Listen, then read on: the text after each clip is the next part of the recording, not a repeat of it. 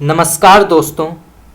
तो आज से हम हिंदी साहित्य के सर्वश्रेष्ठ 500 प्रश्न उत्तर की चर्चा करने जा रहे हैं जो विभिन्न प्रकार के प्रतियोगी परीक्षाओं में पूछा जा सकता है और पूछा गया है। आज हम पार्ट 1 की शुरुआत करेंगे, कल पार्ट 2, फिर पार्ट 3, ऐसे करके हम संपूर्ण 500 प्रश्न उत्तर की चर्चा करेंगे। और इससे पहले हमने आदिकाल, भक्तिकाल, रीतिकाल, आधुनिक काल और जो आधुनिक काल के प्रमुख गद्य विधाएं हैं उनकी भी चर्चा हमने की है। इसके अलावा हिंदी साहित्य के जो प्रमुख काल विभाजन और नामकरण हुए थे उनकी भी चर्चा हमने की है।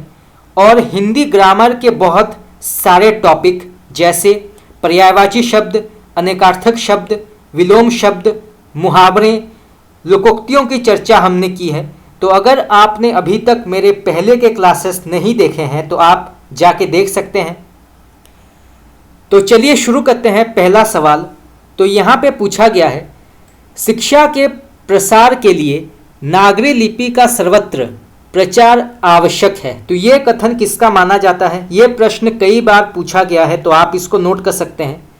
तो शिक्षा के प्रसार के लिए नागरी लिपि का सर्वत्र प्रचार आवश्यक है। तो ये कथन किसका माना जाता है? तो इसका सही उत्तर होगा आपका राजा शिव प्रसाद सितारे हिंद। तो राजा शिव प्रसाद सितारे हिंद का ये कथन माना जाता है, तो आप इसको नोट कर सकते हैं। चलिए आगे बढ़ते हैं। हमारी हिंदी भाषा का साहित्य किसी भी दूसरी भारतीय भाषा से किसी अंश से कम नहीं है। तो ये कथन किसका माना जाता है?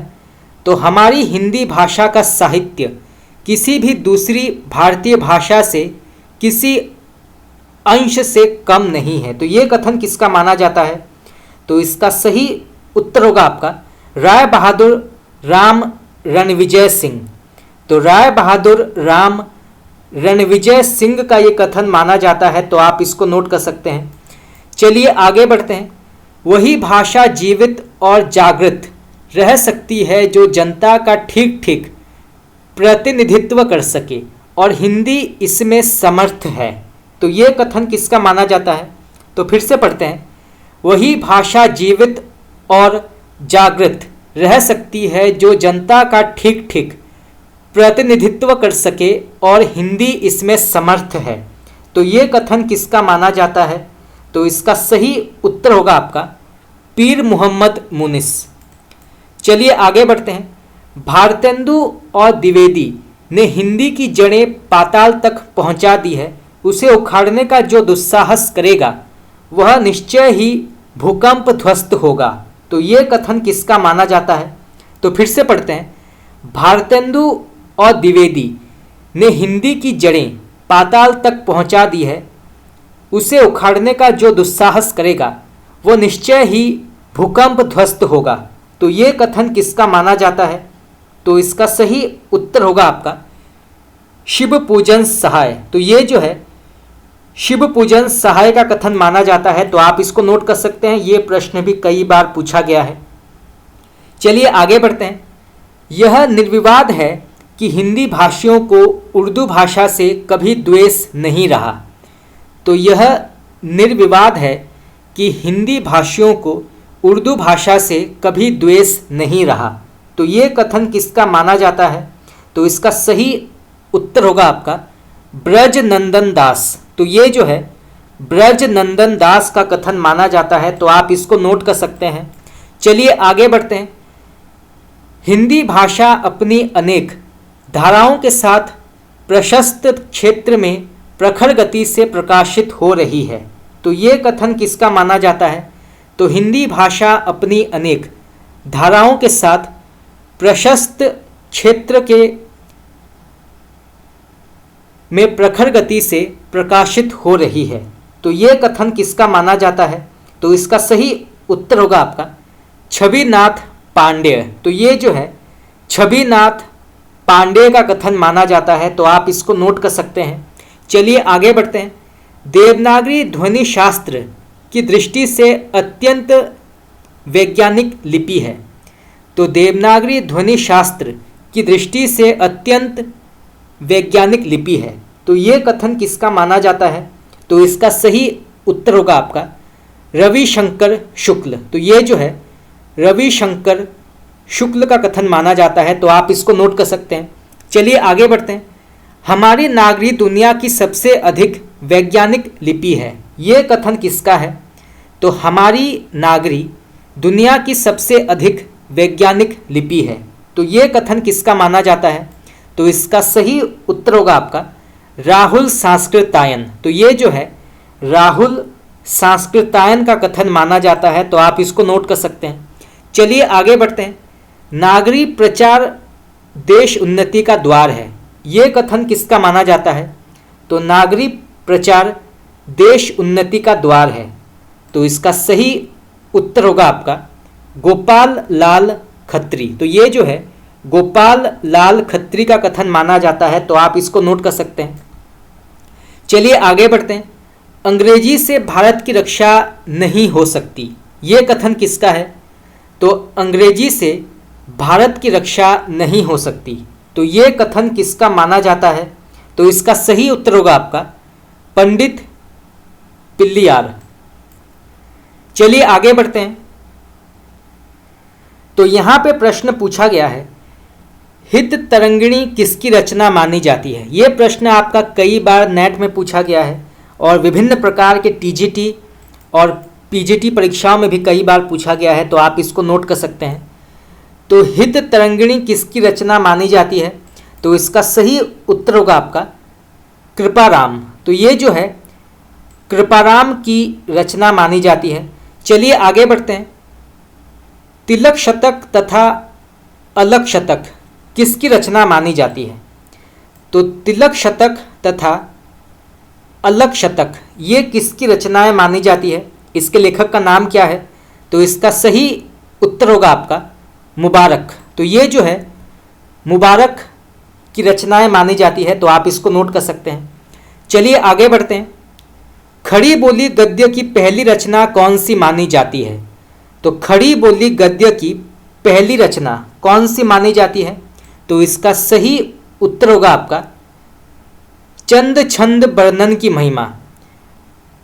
तो चंद छंद वर्णन की महिमा जो है ये खड़ी बोली गद्य की पहली रचना मानी जाती है। तो आप इसको नोट कर सकते हैं। ये प्रश्न भी कई बार पूछा गया है।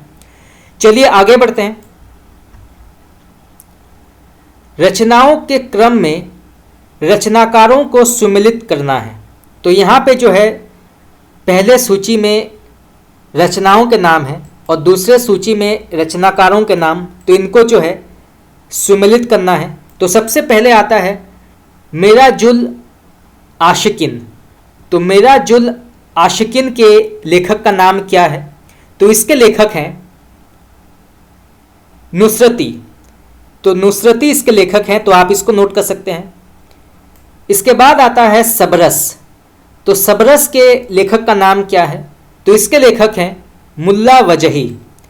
तो मुल्ला वजही इसके लेखक हैं। तो आप इसको नोट कर सकते हैं। ये प्रश्न आपका नेट में पूछा गया है। इसके बाद आता है गुलशन इश्क। तो गुलशन इश्क के लेखक का नाम है बंदा नवाज। चलिए आगे बढ़ते हैं। कौन सी पंक्ति कबीर की नहीं मानी जाती? तो कौन सी पंक्ति जो है वो कबीर की नहीं है? तो इसका सही उत्तर होगा आपका अब तो अजपा जपू मन मेरे। ये जो है ये कबीर की पंक्ति नहीं मानी जाती। तो आप इसको नोट कर सकते हैं और आप मुझे कमेंट करके बता सकते हैं कि ये जो पंक्ति है ये किस कवि की है। अब तो अजपा जपू मन मेरे। इसके अलावा एके साखी सौ सिर खंडे इसके लेखक हैं कबीरदास। संस्कृत है कुपजल भाषा बहता नीर इसके भी लेखक हैं कबीरदास। और ए अखियाँ अलसानी पिया हो सेज चलो इसके भी लेखक माने जाते हैं कबीरदास। परंतु आपका डी ऑप्शन जो है वो गलत है। तो आप इसको नोट कर सकते हैं। चलिए आगे बढ़ते हैं। किसकी भाषा को अवधी का अर्धान कहा गया है? तो किसकी भाषा को अवधी का अर्धान कहा गया है? तो इसका सही उत्तर होगा आपका मलिक मोहम्मद जायसी। तो जायसी की भाषा को जो है अवधी का अर्धान कहा गया है। चलिए आगे बढ़ते हैं। आलो उजाला नामक कवि ने किस रचना का बंगला अनुवाद किया गया है? तो आलो उजाला नामक कवि ने किस रचना का बंगला अनुवाद किया है? तो इसका सही उत्तर होगा आपका माधवानल कामकंदला। तो आप इसको नोट कर सकते हैं, ये प्रश्न भी कई बार पूछा गया है, माधवानल कामकंदला। चलिए आगे बढ़ते हैं। नामदेव का संबंध किस प्रवृत्ति से माना जाता है? यह प्रश्न भी कई बार पूछा गया है, तो आप इसको नोट कर सकते हैं। तो नामदेव का संबंध किस प्रवृत्ति से माना जाता है? तो इसका सही उत्तर होगा आपका ऑप्शन नंबर डी, सगुण निर्गुणवाद। तो सगुण निर्गुणवाद जो है ये नामदेव का प्रवृत्ति माना जाता है, तो आप इसको नोट कर सकते हैं। चलिए आगे बढ़ते हैं। पद्मिनी चरित्र किस कवि की रचना मानी जाती है? तो पद्मिनी चरित्र किस कवि की रचना मानी जाती है? तो इसका सही उत्तर होगा आपका ऑप्शन नंबर सी, लालचंद। तो ये जो है लालचंद की रचना मानी जाती है पद्मिनी चरित्र, तो आप इसको नोट कर सकते हैं। चलिए आगे बढ़ते हैं। निम्नलिखित में से भक्तमाल में किसका नाम नहीं है? तो इनमें से कौन भक्तमाल के अंतर्गत नहीं आते हैं? तो इसका सही उत्तर होगा आपका ऑप्शन नंबर डी, मलुकदास। तो मलुकदास जो है ये भक्तमाल के अंतर्गत नहीं आते हैं, तो आपका डी ऑप्शन यहाँ पे गलत है। बाकी कबीर, रैदास, सैन ये जो है ये भक्तमाल के अंतर्गत आते हैं, परंतु आपका डी ऑप्शन जो है यहाँ पे गलत है, तो आप इसको नोट कर सकते हैं। चलिए आगे बढ़ते हैं। रामानंद किसकी शिष्य परंपरा में आते हैं? तो रामानंद किसकी शिष्य परंपरा के अंतर्गत आते हैं? तो इसका सही उत्तर होगा आपका Ramanujacharya, option number C, Ramanujacharya के अंतर्गत आते हैं रामानंद, तो आपका सी ऑप्शन यहाँ पे सही है। चलिए आगे बढ़ते हैं।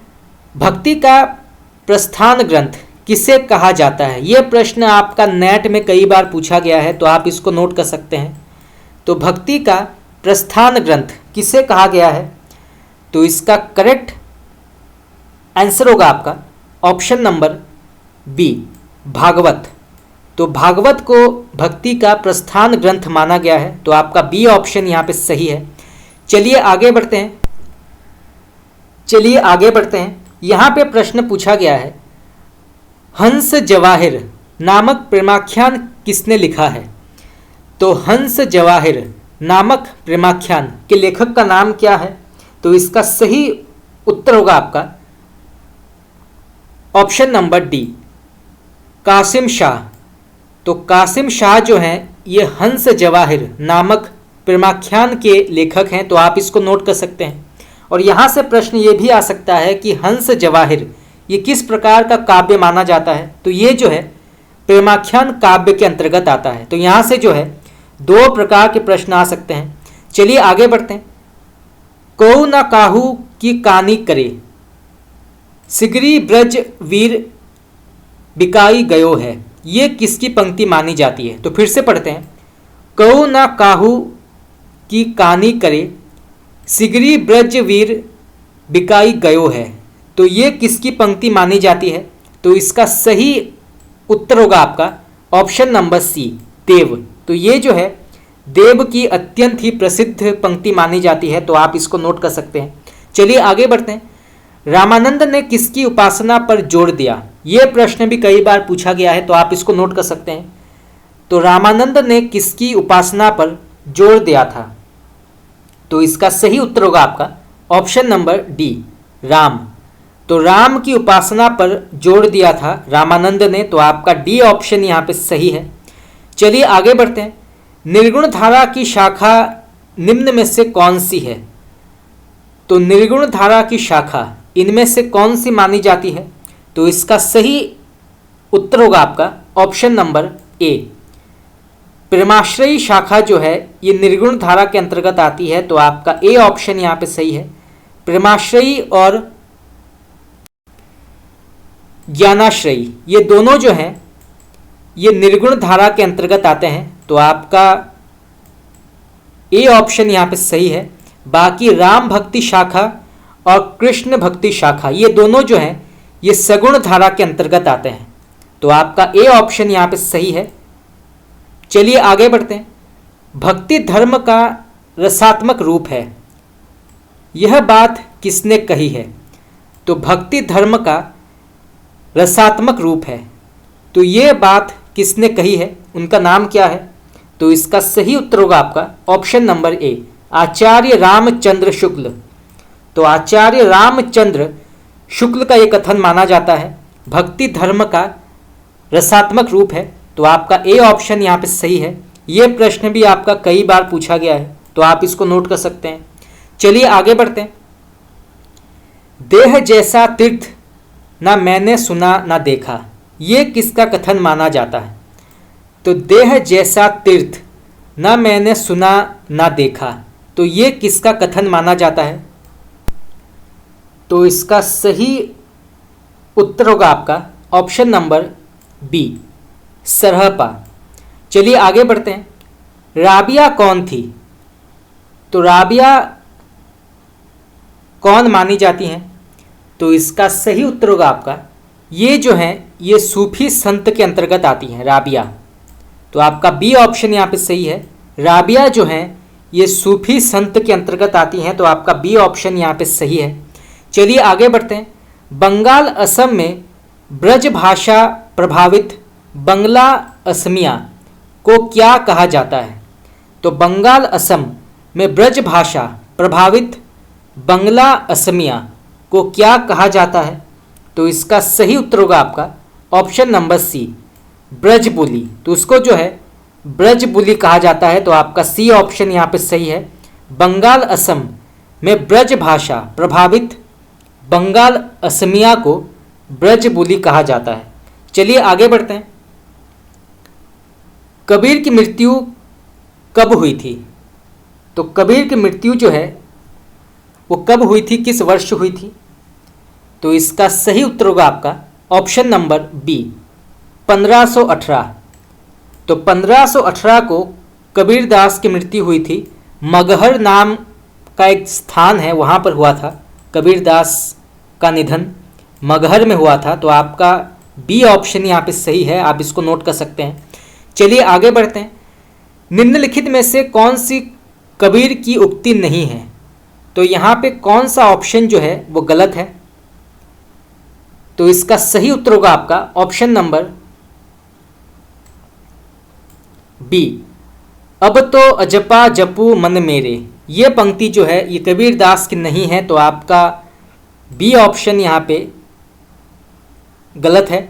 बाकी हरि जननी में बालक तोरा, कहो भैया अंबर कासो लागा, ना जाने तेरा साहब कैसा हो, इसके लेखक हैं कबीरदास। चलिए आगे बढ़ते हैं। मीराबाई को किसकी शिष्या कहा जाता है? तो मीराबाई को किसकी शिष्या कहा जाता है? तो इसका सही उत्तर होगा आपका ऑप्शन नंबर सी, रैदास। तो ये जो है रैदास के अंतर्गत आते हैं, तो आपका सी ऑप्शन यहाँ पे सही है। रैदास गुरु हैं मीराबाई के, तो आप इसको नोट कर सकते हैं। चलिए आगे बढ़ते हैं। यहाँ पर एक पंक्ति दी गई है, तो बताना है ये पंक्ति जो है किस काव्य के अंतर्गत आता है। तो सबसे पहले पंक्ति पढ़ते हैं, मानुष प्रेम भयउ बैकुंठी, ये किसकी पंक्ति मानी जाती है? तो मानुष प्रेम भयउ बैकुंठी, तो ये किस काव्य की पंक्ति मानी जाती है और इसके लेखक का नाम क्या है? तो इसका सही उत्तर होगा आपका ऑप्शन नंबर सी, पद्मावत। तो ये जो है पद्मावत के अंतर्गत आती है, तो आपका सी ऑप्शन यहाँ पे सही है और इसके लेखक हैं जायसी। तो यहाँ से जो है दो प्रकार के प्रश्न आ सकते हैं कि इस पंक्ति के लेखक हैं मलिक मोहम्मद जायसी और ये जो है पद्मावत काव्य के अंतर्गत आती है। चलिए आगे बढ़ते हैं। निम्नलिखित में से कौन सी पंक्ति पद्मावत की नहीं है? तो इनमें से कौन सी पंक्ति जो है वो पद्मावत के अंतर्गत नहीं आती है? तो इसका सही उत्तर होगा आपका ऑप्शन नंबर बी। चंदन की बन बन उपजे, विरह की तन तन सोई। ये जो है ये पद्मावत के अंतर्गत नहीं आती है। चंदन की बन बन उपजे, विरह की तन तन सोई। तो आपका बी ऑप्शन यहाँ पे सही है। चलिए आगे बढ़ते हैं। यहाँ पे प्रश्न पूछा गया है, निम्न में से किस छंद का प्रयोग भक्ति काल से पूर्व नहीं मिलता। तो निम्न में से किस छंद का प्रयोग भक्ति काल से पूर्व नहीं मिलता है, तो वो कौन सा छंद है। तो इसका सही उत्तर होगा आपका ऑप्शन नंबर सी, सवैया। तो सवैया जो है ये भक्ति काल से पूर्व नहीं मिलता है। तो आपका सी ऑप्शन यहाँ पे सही है। बाकी छप्पय, दोहा और भुजंग प्रपात ये जो है ये भक्ति काल से पूर्व मिलता है। तो आपका सी ऑप्शन यहाँ पे सही है। चलिए आगे बढ़ते हैं। यहाँ पर एक पंक्ति दी गई है, तो बताना है इस पंक्ति के कवि का नाम क्या है। तो सबसे पहले पंक्ति पढ़ते हैं, भगति द्रविड़ी उपजी लाए रामानंद। तो ये कथन किसका है। तो फिर से पढ़ते हैं, भगति द्राविड़ी उपजी लाए रामानंद। तो ये कथन किसका माना जाता है। तो इसका सही उत्तर होगा आपका ऑप्शन नंबर ए, कबीरदास। तो ये जो है कबीरदास की पंक्ति मानी जाती है। तो आप इसको नोट कर सकते हैं। चलिए आगे बढ़ते हैं। किल्हदास किस संप्रदाय के साधक माने जाते हैं। ये प्रश्न भी कई बार पूछा गया है, तो आप इसको नोट कर सकते हैं। तो किल्हदास किस संप्रदाय के साधक माने जाते हैं। तो इसका सही उत्तर होगा आपका ऑप्शन नंबर ए, तपसी शाखा। तो ये जो है तपसी शाखा के अंतर्गत आते हैं। तो आपका ए ऑप्शन यहाँ पे सही है। चलिए आगे बढ़ते हैं। राम काव्य के रसिक संप्रदाय का आधार ग्रंथ क्या है। तो राम काव्य के रसिक संप्रदाय का आधार ग्रंथ का नाम क्या है। तो इसका सही उत्तर होगा आपका ऑप्शन नंबर डी, ध्यान मंजरी। तो ध्यान मंजरी जो है ये राम काव्य के रसिक संप्रदाय का आधार ग्रंथ है। तो आपका डी ऑप्शन यहाँ पे सही है, आप इसको नोट कर सकते हैं।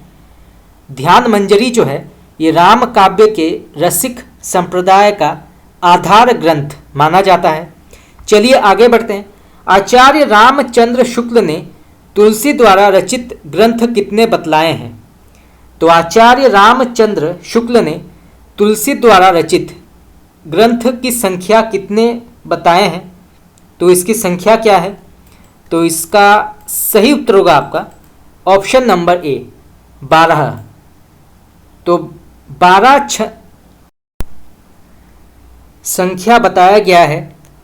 आचार्य रामचंद्र शुक्ल ने तुलसी द्वारा रचित ग्रंथों की संख्या जो है वो 12 बताई है। तो आपका ए ऑप्शन यहाँ पे सही है।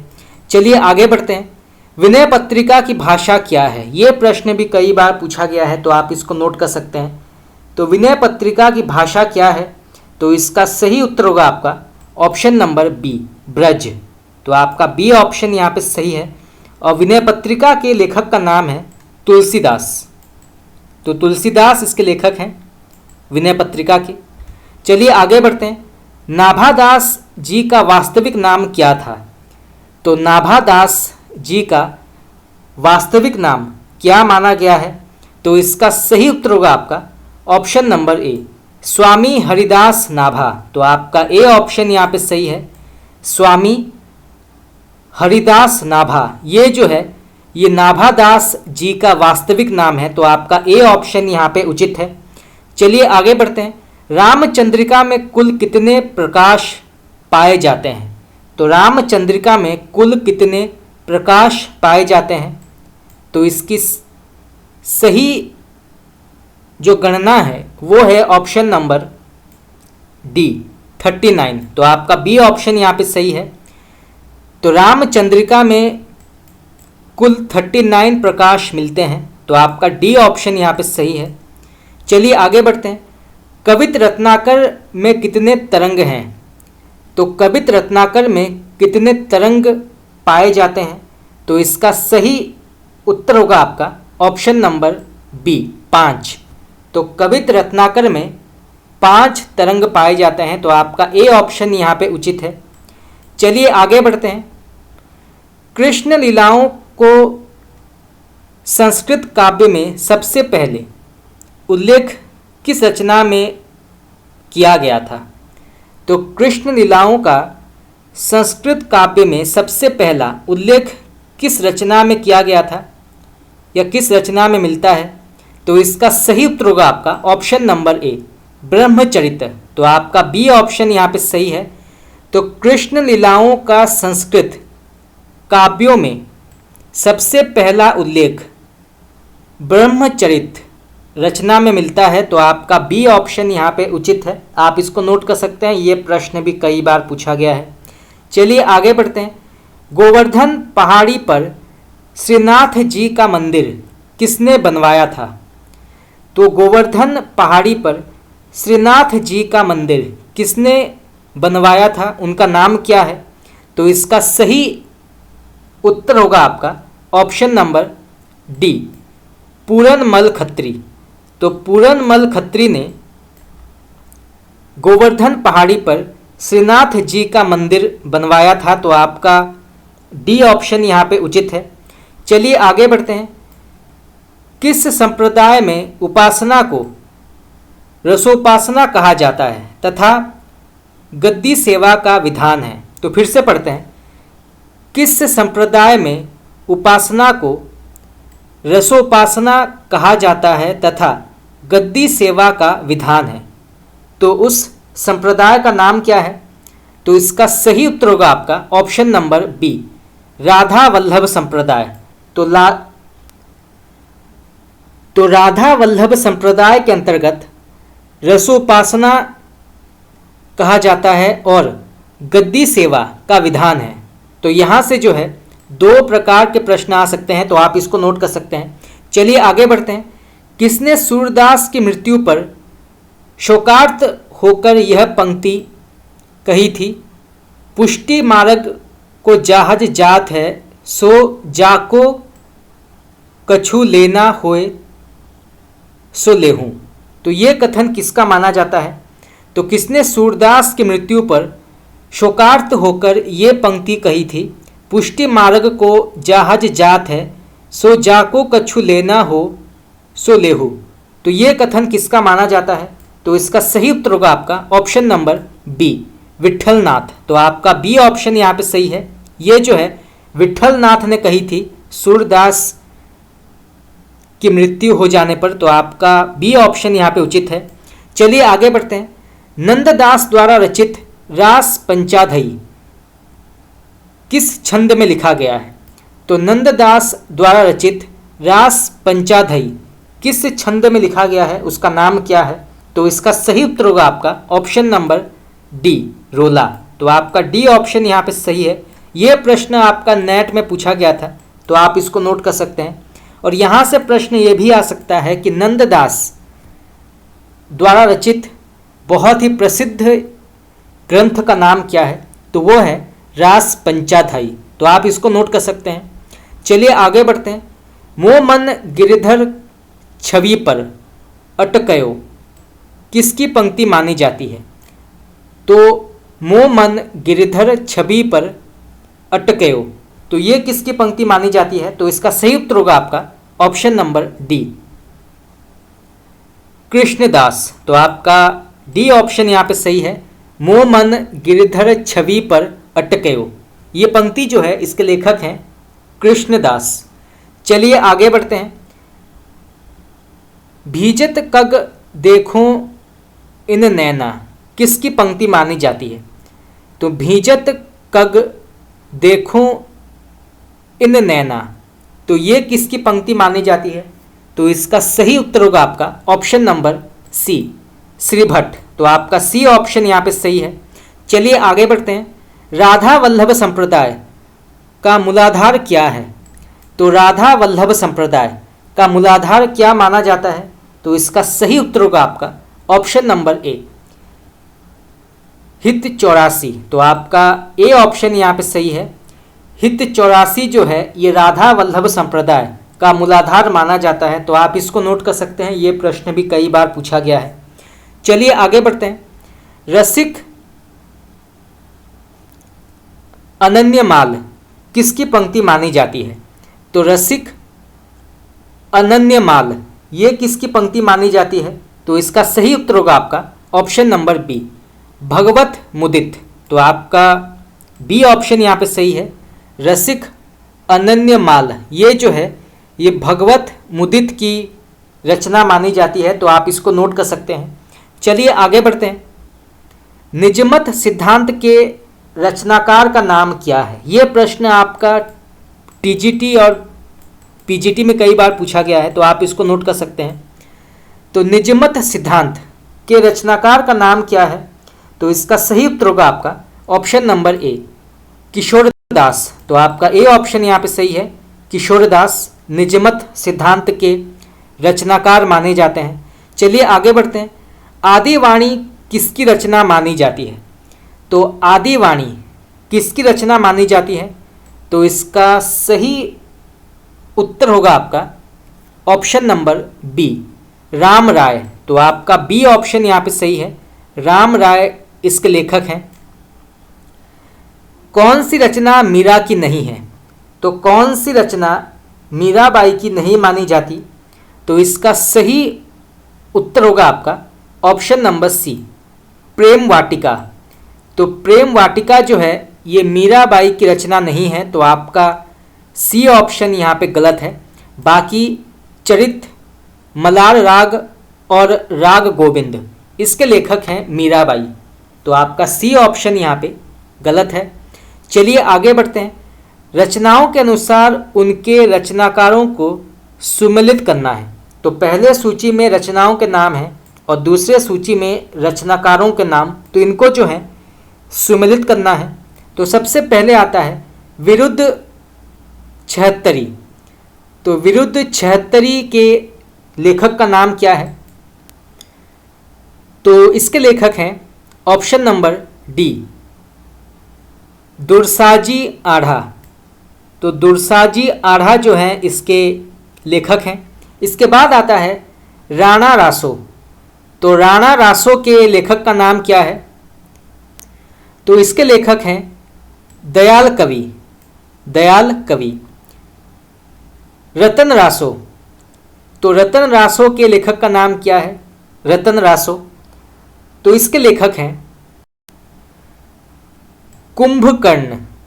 तो कुंभकर्ण जो हैं ये रतन रासो के लेखक हैं। इसके बाद आता है कयाम खां रासो। तो कयाम खां रासो के लेखक का नाम है नयामत खां जान।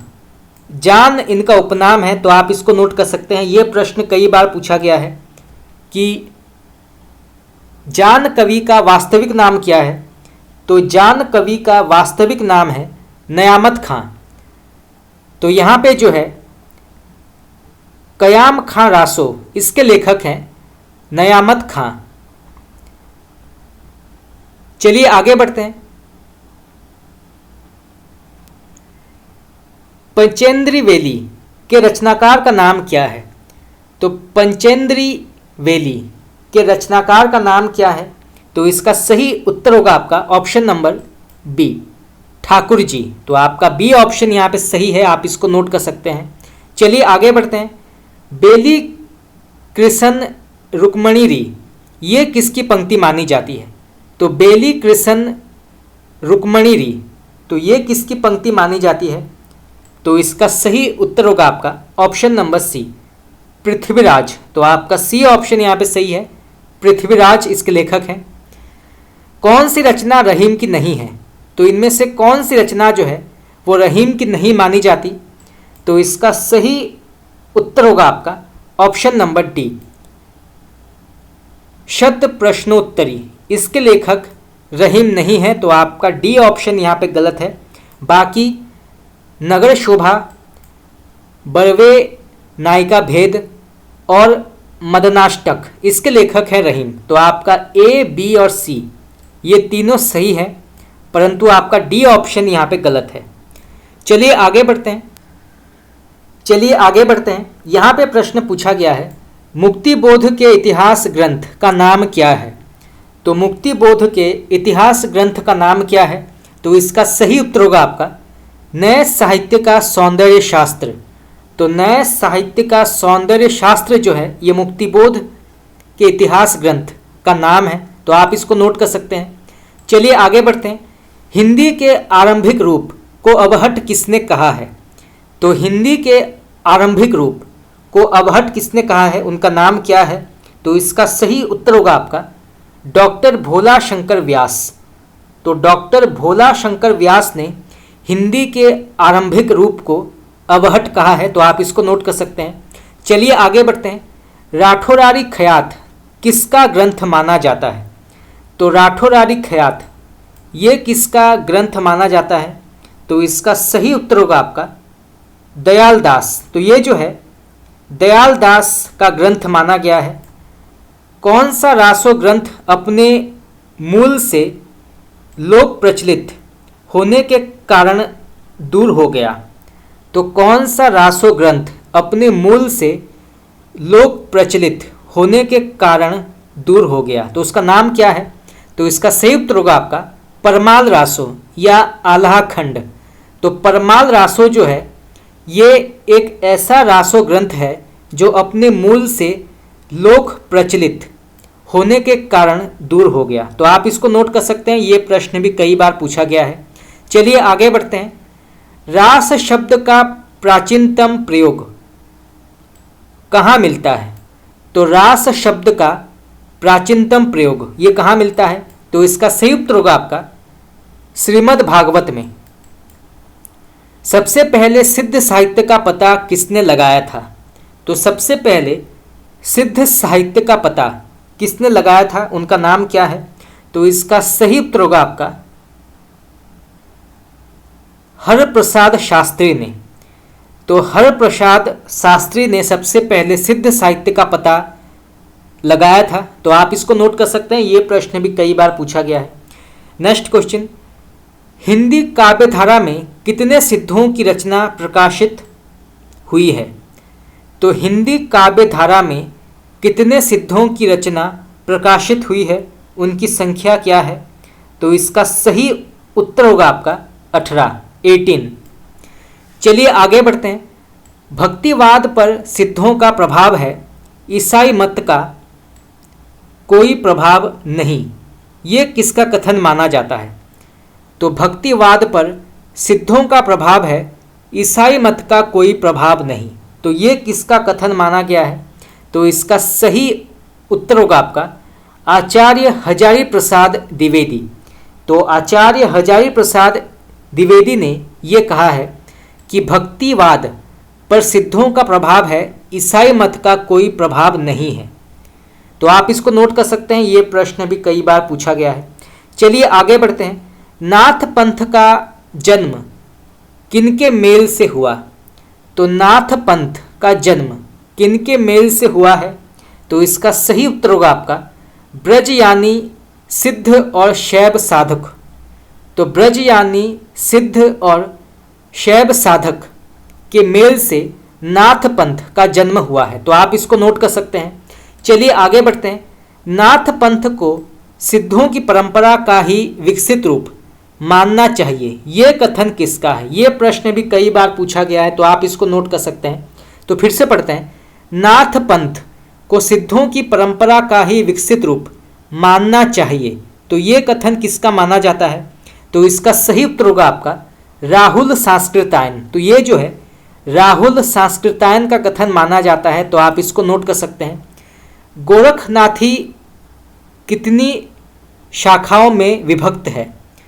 तो गोरखनाथी कितनी शाखाओं में विभक्त है, इसकी संख्या क्या है? तो इसका सही उत्तर होगा आपका 12। चलिए आगे बढ़ते हैं। नाथ मत के सिद्धों की सबसे प्राचीन सूची किस ग्रंथ में है? तो नाथ मत के सिद्धों की सबसे प्राचीन सूची किस ग्रंथ में है, उसका नाम क्या है? तो इसका सही उत्तर होगा आपका वर्ण रत्नाकर। तो वर्ण रत्नाकर जो है ये नाथ मत के सिद्धों की सबसे प्राचीन सूची इसमें पाया जाता है, तो आप इसको नोट कर सकते हैं। चलिए आगे बढ़ते हैं। नेपाल में बुद्ध का अवतार किसे माना जाता है? तो नेपाल में बुद्ध का अवतार किसे माना जाता है? तो इसका सही उत्तर होगा आपका मत्स्येंद्रनाथ। कापालिक मत के प्रवर्तक कौन है? ये प्रश्न भी आपका नेट में कई बार पूछा गया है, तो आप इसको नोट कर सकते हैं। तो कापालिक मत के प्रवर्तक का नाम क्या है? तो इसका सही उत्तर होगा आपका जालंधर नाथ। जालंधर नाथ। चलिए आगे बढ़ते हैं। हठ योग में ह और ठ का शाब्दिक अर्थ क्या है? तो हठ योग में ह और ठ का शाब्दिक अर्थ क्या माना गया है? तो इसका सही उत्तर होगा आपका ह जो है ये सूर्य है और ठ चंद्र। तो ह का अर्थ है सूर्य और ठ का अर्थ है चंद्र। तो सूर्य और चंद्र। तो आप इसको नोट कर सकते हैं, ये प्रश्न भी कई बार पूछा गया है। छंदस चूड़ामणि किसे कहा जाता है? जो छंदस चूड़ामणि ये किसे कहा जाता है? तो इसका सही उत्तर होगा आपका स्वयंभू। तो स्वयंभू को छंदस चूड़ामणि कहा जाता है, तो आप इसको नोट कर सकते हैं। चलिए आगे बढ़ते हैं। किस ग्रंथ को स्वयंभू पूरा नहीं कर सके? तो किस ग्रंथ को स्वयंभू पूरा नहीं कर सके, तो उसका नाम क्या है? तो इसका सही उत्तर होगा आपका पौमचर्यू। तो पौमचर्यू को स्वयंभू पूरा नहीं कर पाए, तो आप इसको नोट कर सकते हैं। चलिए आगे बढ़ते हैं। त्रिभुवन स्वयंभू ने अपने पिता के किस ग्रंथ को संपूर्ण किया था? तो त्रिभुवन स्वयंभू ने अपने पिता के किस ग्रंथ को संपूर्ण किया था, उसका नाम क्या है? तो इसका सही उत्तर होगा आपका पौमचर्यू। तो यहाँ से जो है दो प्रकार के प्रश्न आ सकते हैं। तो कौन सा ग्रंथ जिसको स्वयंभू पूरा नहीं कर पाए, तो वो है पौमचर्यू। और वो कौन सा ग्रंथ है जिसको स्वयंभू के पुत्र ने संपूर्ण किया था, तो वो है पौमचर्यू। तो यहाँ से जो है दो प्रकार के प्रश्न आ सकते हैं, तो आप इसको नोट कर सकते हैं। चलिए आगे बढ़ते हैं। जैनी रामायण किसे कहा जाता है? तो जैनी रामायण ये किसे कहा जाता है? तो इसका सही उत्तर होगा आपका पौमचर्यू को जैनी रामायण कहा जाता है, तो आप इसको नोट कर सकते हैं। चलिए आगे बढ़ते हैं। यहाँ पे प्रश्न पूछा गया है, बृहन्नय चक्र किस ग्रंथ को कहते हैं? तो बृहन्नय चक्र ये किस ग्रंथ को कहा जाता है? तो इसका सही उत्तर होगा आपका द्रव्य स्वभाव प्रकाश। तो द्रव्य स्वभाव प्रकाश जो है इसको बृहन्नय चक्र कहा जाता है, तो आप इसको नोट कर सकते हैं। चलिए आगे बढ़ते हैं। लघुनय चक्र ये किस ग्रंथ को कहा जाता है? तो लघुनय चक्र ये किस ग्रंथ को कहा जाता है? तो इसका सही उत्तर होगा आपका नय चक्र को लघुनय चक्र कहा जाता है। पुरुष परीक्षा किसकी रचना मानी जाती है? तो पुरुष परीक्षा ये किसकी रचना मानी जाती है?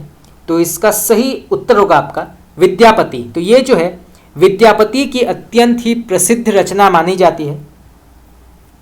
चलिए आगे बढ़ते हैं। पद शैली का प्रवर्तक किसे माना गया है? तो पद शैली का प्रवर्तक ये किसे माना गया है? तो इसका सही उत्तर होगा आपका विद्यापति। तो विद्यापति को पद शैली का प्रवर्तक कहा गया है। चलिए आगे बढ़ते हैं। कीर्तिलता पुस्तक में किस शैली का प्रयोग हुआ है? तो कीर्तिलता पुस्तक में किस शैली का प्रयोग हुआ है, उसका नाम क्या है? तो इसका सही उत्तर होगा आपका अपभ्रंश की पद्धड़ियाँ बंध शैली। तो अपभ्रंश की पद्धड़ियाँ बंध शैली जो है इसका प्रयोग हुआ है कीर्तिलता में, तो आप इसको नोट कर सकते हैं। चलिए आगे बढ़ते हैं। तार सप्तक का प्रकाशन कब हुआ था? तो तार सप्तक इसका प्रकाशन कब हुआ था? तो इसका सही उत्तर होगा आपका 1943। तो 1943 में तार सप्तक का प्रकाशन हुआ था। फूल नहीं रंग बोलते हैं किसकी कविता मानी जाती है? तो फूल नहीं रंग बोलते हैं ये किसकी कविता मानी जाती है, उनका नाम क्या है?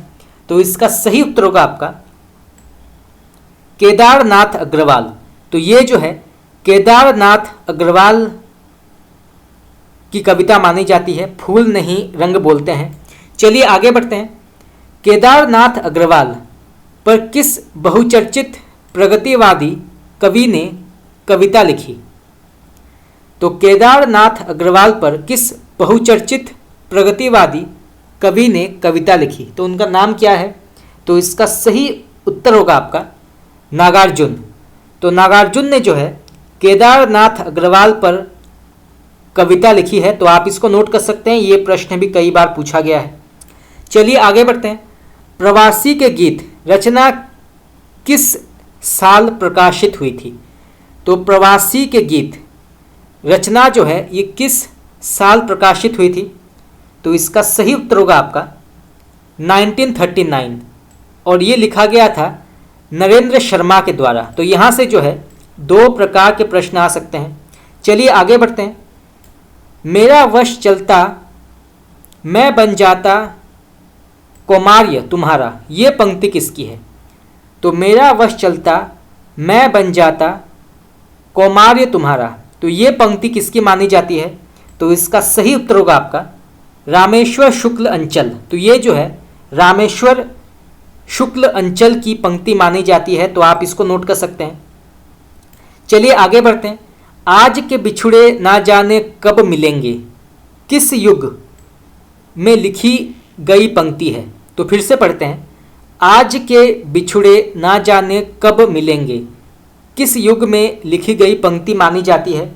तो इसका सही उत्तर होगा आपका ये जो है ये छायावादी या कहें छायावादोत्तर युग के लिए कहा गया है और ये लिखा गया है नरेंद्र शर्मा के द्वारा। तो यहाँ से भी दो प्रकार के प्रश्न आ सकते हैं, तो आप इसको नोट कर सकते हैं। तो ये जो पंक्ति है ये छायावादी या छायावादोत्तर काल के लिए लिखा गया है। चलिए आगे बढ़ते हैं। हाहाकार किसकी पंक्ति मानी जाती है? तो हाहाकार जो है ये किसकी कविता मानी जाती है? तो इसका सही उत्तर होगा आपका रामधारी सिंह दिनकर। तो ये जो है रामधारी सिंह दिनकर की कविता मानी जाती है। तो आप इसको नोट कर सकते हैं। चलिए आगे बढ़ते हैं। परिरंभ कुंभ की मदिरा निश्वास मलय के झांके किसकी और किस कविता की पंक्ति मानी जाती है? तो परिरंभ कुंभ की मदिरा निश्वास मलय के झोंके, तो ये जो है किसकी और किस कविता की पंक्ति मानी जाती है? तो इसका सही उत्तर होगा आपका इसके लेखक हैं जय शंकर प्रसाद और ये जो है आंसू के अंतर्गत आती है। तो यहाँ से भी दो प्रकार के प्रश्न पूछे जा सकते हैं, तो आप इसको नोट कर सकते हैं। चलिए आगे बढ़ते हैं। मिलन यामिनी किसका गीत संग्रह माना जाता है? तो मिलन यामिनी ये किसका गीत संग्रह माना गया है? तो इसका सही उत्तर होगा आपका हरिवंश राय बच्चन। तो ये जो है हरिवंश राय बच्चन की गीत संग्रह मानी जाती है मिलन यामिनी। तो आप इसको नोट कर सकते हैं। चलिए आगे बढ़ते हैं। एकलव्य किसकी रचना है और रचना का स्वरूप क्या है? तो एकलव्य किसकी रचना मानी जाती है और रचना का स्वरूप क्या है? तो इसका सही उत्तर होगा आपका इसके लेखक हैं डॉक्टर राम कुमार वर्मा और ये जो है इनकी बहुत ही प्रसिद्ध रचना मानी जाती है एकलव्य। तो आप इसको नोट कर सकते हैं। चलिए आगे बढ़ते हैं। विमल सेन सूर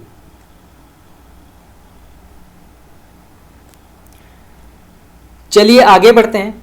यहाँ पे प्रश्न पूछा गया है विमल सेन सूरी कृत रचना का नाम क्या है? तो विमल सेन सूरी कृत रचना का नाम क्या है? तो इसका सही उत्तर होगा आपका ऑप्शन नंबर बी। तो इसका सही उत्तर होगा आपका ऑप्शन नंबर बी पौम चरियुम। तो आपका बी ऑप्शन यहाँ पे सही है। चलिए आगे बढ़ते हैं। कृतिवासी कृत रामायण किस भाषा में रचित है? तो कृतिवासी कृत रामायण किस भाषा में रचित है? तो इसका सही उत्तर होगा आपका ऑप्शन नंबर ए, बंगला। तो ये जो है बांग्ला भाषा में रचित है कृतिवासी रामायण। तो आप इसको नोट कर सकते हैं। चलिए आगे बढ़ते हैं। स्वामी अग्रदास के गुरु का नाम क्या है? तो स्वामी अग्रदास के गुरु का नाम क्या है? तो इसका सही उत्तर होगा आपका ऑप्शन नंबर सी, कृष्णदास। तो आपका सी ऑप्शन यहाँ पे सही है, आप इसको नोट कर सकते हैं। चलिए आगे बढ़ते हैं। नाभादास कृत भक्तमाल कब लिखा गया था? ये प्रश्न आपका नेट में कई बार पूछा गया है। तो नाभादास कृत भक्तमाल कब लिखा गया था? तो इसका सही उत्तर होगा आपका ऑप्शन नंबर बी, सन 1585। तो आपका बी ऑप्शन यहाँ पे सही है। सन 1585 को भक्तमाल लिखा गया था और इसके लेखक हैं नाभादास। तो यहाँ से जो है दो प्रकार के प्रश्न आ सकते हैं। चलिए आगे बढ़ते हैं। आचार्य रामचंद्र शुक्ल ने हिंदी का जातीय कवि किसे माना है? तो आचार्य रामचंद्र शुक्ल ने हिंदी का जातीय कवि किसे माना है? तो इसका सही उत्तर होगा आपका option number B, Goswami Tulsidas. तो आपका बी ऑप्शन यहाँ पे उचित है। तुलसीदास को कलिकाल का वाल्मीकि ये किसने कहा है? ये भी बहुत ही प्रसिद्ध कथन है, कई बार पूछा गया है, तो आप इसको नोट कर सकते हैं। तो तुलसीदास को कलिकाल का वाल्मीकि ये कथन किसका माना जाता है? तो इसका सही उत्तर होगा आपका ऑप्शन नंबर ए, नाभादास। तो आपका ए ऑप्शन यहाँ पे करेक्ट है। चलिए आगे बढ़ते हैं। ईश्वरदास कृत रचनाएं कौन सी मानी जाती है? तो ईश्वरदास कृत रचनाओं का नाम क्या है? तो इसका सही उत्तर होगा आपका ऑप्शन नंबर डी। आपके सभी ऑप्शन यहाँ पे सही है। भरत मिलाप, अंगद पैज, सत्यवती कथा, स्वर्गारोहण कथा, एकादशी कथा, इन सभी के लेखक ईश्वरदास हैं। तो आप इसको नोट कर सकते हैं। चलिए आगे बढ़ते हैं। चंडी चरित्र के लेखक का नाम क्या है? तो चंडी चरित्र के रचयिता का नाम क्या है? तो इसका सही उत्तर होगा आपका ऑप्शन नंबर सी, गुरु गोविंद सिंह। तो आपका सी ऑप्शन यहाँ पे सही है।